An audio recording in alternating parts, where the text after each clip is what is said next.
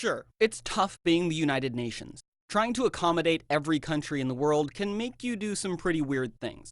But nothing's quite as strange as when the UN established two organizations with opposite objectives. One exists to reduce the world's number of refugees, while the other exists to increase the number of refugees. Huh?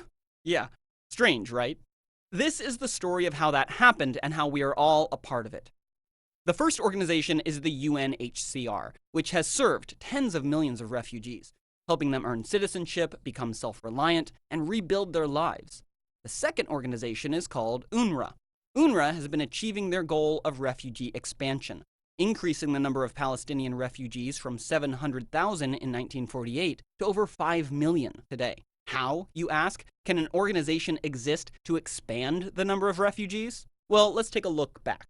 In 1948, during and directly following the war in Israel, 800,000 Jews either voluntarily left or were forcibly kicked out of Middle Eastern countries, and 700,000 Arabs either voluntarily left or were forcibly kicked out of their lands.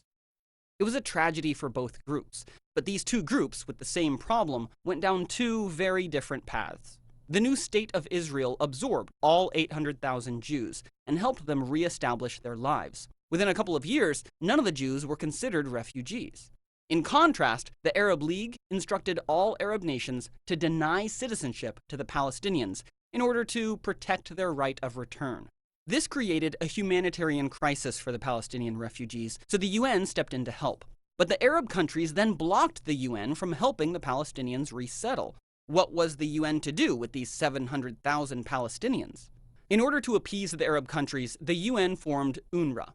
Instead of confronting the refugee crisis, UNRWA quickly narrowed its focus to giving the Palestinians humanitarian aid, ensuring that they remained refugees, and that their refugee status could be passed to their children, their grandchildren, their great-grandchildren, and every generation until they received their own state.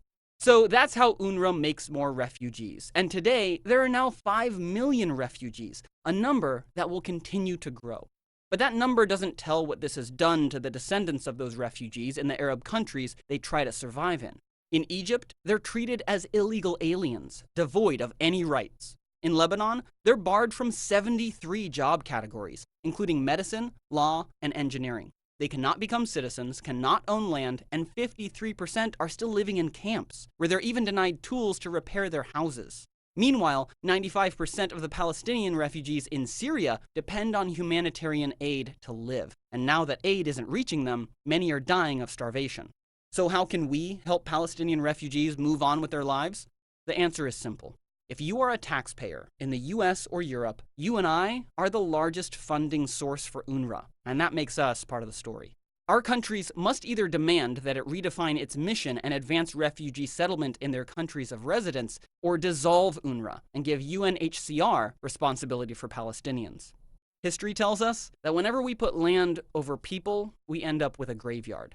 Now is the time for the nations who fund UNRWA to demand that they stop forcing refugees to become martyrs in an endless political battle over land. Learn more at jij.org.